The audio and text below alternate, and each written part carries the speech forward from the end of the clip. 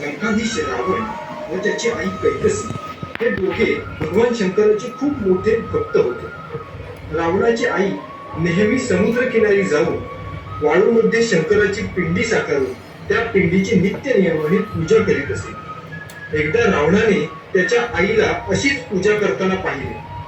त्यावर रावण असे म्हणाले, हे माते, तुम्ही या लंकाधीशाची आई असूनही अशी नेहमी वाळूमध्ये पिंडी साकारून पूजा का करताय?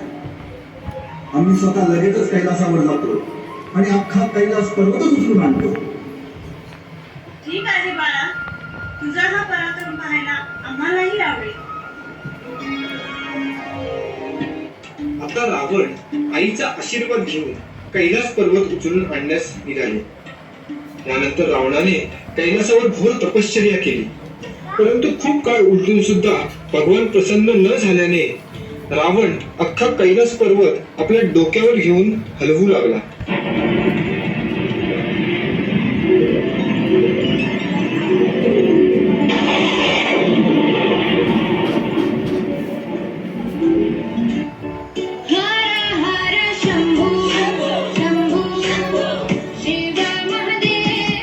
कैलास पर्वत हलतोय हे पाहून पार्वतीने महादेवांना विचारले, आज कैलासाला काय झाले आहे?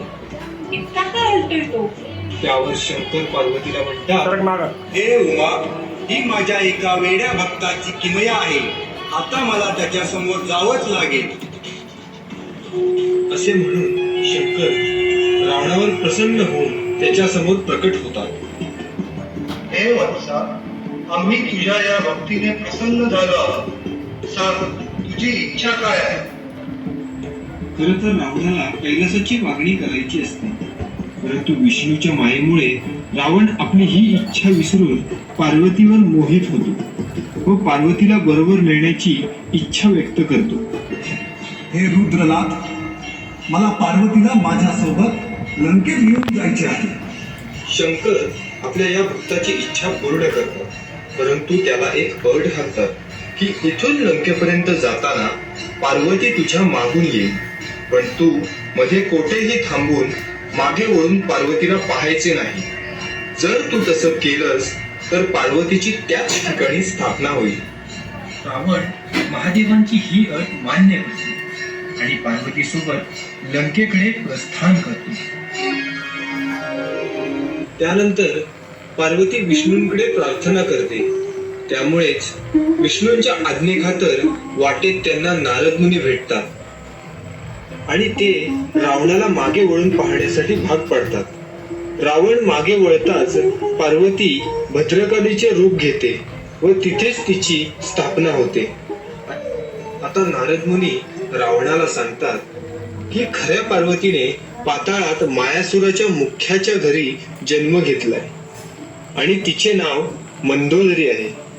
हे समजताच रावण पाताळात जाऊन मायासुराशी युद्ध करतो व त्याला पराभूत करून मंदोदरीशी लग्न करतो व तिला घेऊन तो पुन्हा लंकेत जातो. लंकेत पोहोचताच रावणाची आई रावणाला तो ज्या कामासाठी कैलासावर गेला होता त्याची आठवण करून देते आणि हे लक्षात येताच रावण पुन्हा एकदा कैलास पर्वताच्या दिशेने रवाना होतो. रावण पुन्हा एकदा घोर तपश्चर्या करू लागतो. यावेळी देखील भगवान प्रसन्न होत नाही म्हणून रावण आपले एक एक मस्तक कापून भगवान शंकराचरणी अर्पण करू लागतो. हे पाहून भोलेनाथ पुन्हा एकदा रावणावर प्रसन्न होतात आणि रावणाला त्याची इच्छा विचारतात. हे वत्सा, आम्ही पुन्हा एकदा तुझ्यावर प्रसन्न झालो. आता तुझी इच्छा सांग. हे रुद्रनाथ, माझ्या मातोश्रींना नित्य नेमाने तुमची पूजा करता यावी म्हणून मला कैलास पर्वत लंकेत घेऊन जायचे आहे. रावणाची ही इच्छा ऐकताच भगवान शंकर कैलास पर्वतासमान असे स्वतःचे आत्मलिंग रावणाला देतात. परंतु हे आत्मलिंग देताना शंकर रावणाला एक अट घालतात की हे आत्मलिंग लंकेत नेताना मध्ये कोठेही जमिनीवर ठेवायचे नाही. तसे केल्यास या लिंगाची त्याच ठिकाणी स्थापना होईल. स्वतःच्या अति आत्मविश्वासामुळे रावण महादेवांची ही अट मान्य करतो आणि आत्मलिंग घेऊन लंकेकडे प्रस्थान करतो. आता मात्र सर्व देवी देवता चिंतेत पडतात.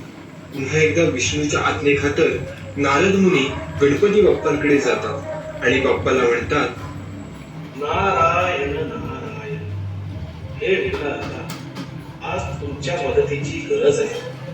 रावण भोलेनाथांची आत्मलिंग घेऊन लंकेकडे निघाला आहे. तसे करण्यात जर तो यशस्वी झाला तर संपूर्ण सृष्टीचा तो आपल्या राक्षसी वृत्तीमुळे नाश करेल. आता तुम्हीच या संकटातून संपूर्ण सृष्टीला वाचू शकता. नारायण नारायण. ठीक आहे नारदजी, आम्ही लगेचच निघतो.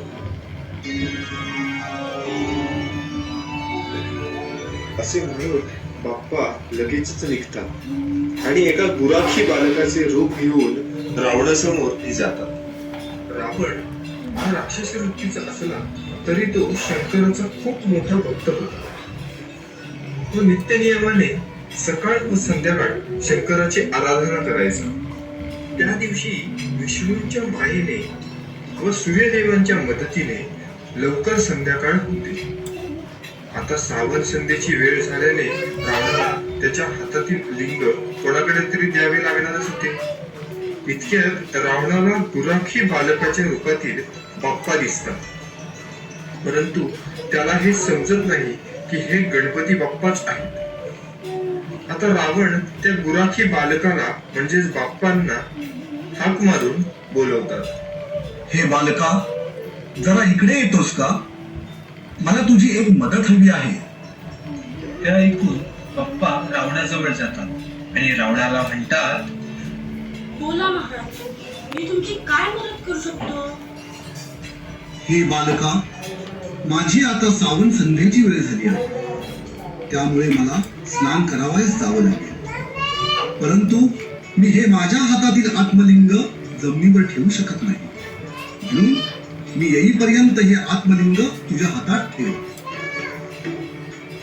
पण हे लिंग तर खूप जड दिसतंय. मी छोटा बालक हे लिंग इतका वेळ कसे पकडून ठेवू शकतो? अरे, फक्त थोडाच वेळ आहे. हे तू नक्कीच करू शकतोस. ठीक आहे महाराज, पण मी तुम्हाला 3 वेळा हाक मारेन. त्यानंतरही जर तुम्ही आला नाही तर मी हे लिंग जमिनीवर ठेवेन. त्यावर रावण हो म्हणून आत्मलिंग त्या बालकाकडे देतात आणि स्नान करण्यासाठी निघून जातात. रावण थोडे दूर जाताच तो गुराखी बालक म्हणजे बाप्पा रावणाला लगेचच 3 वेळा हाक मारतात आणि पुढे काय होते ते आता पहाच. महाराज, लिंग झोपेनासं झालंय, लवकर या. हो महाराज, आता शेवटचा पुकार आहे, लवकर या. हो महाराज.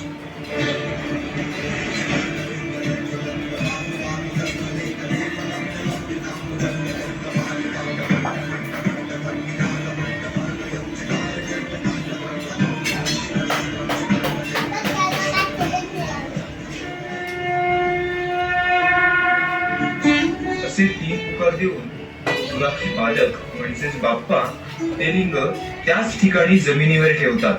इतक्यात रावण घाईघाईने येतो, परंतु आता उशीर झालेला असतो. दिलेली कामगिरी पूर्ण करत गणपती बाप्पा सर्व देवी देवतांचा विश्वास खरा ठरवतात. त्यामुळे आकाशातून बाप्पांवर पुष्पवृष्टी होऊ लागते. हे रावणाने पाहताच त्याच्या लक्षात येते की हे देवी देवतांचेच कारस्थान आहे. आणि त्याला त्या बालकाचा प्रचंड राग येतो. तो त्या रागातच बाप्पांच्या म्हणजे त्या बालकाच्या मस्तकावर जोरात फटका मारतो.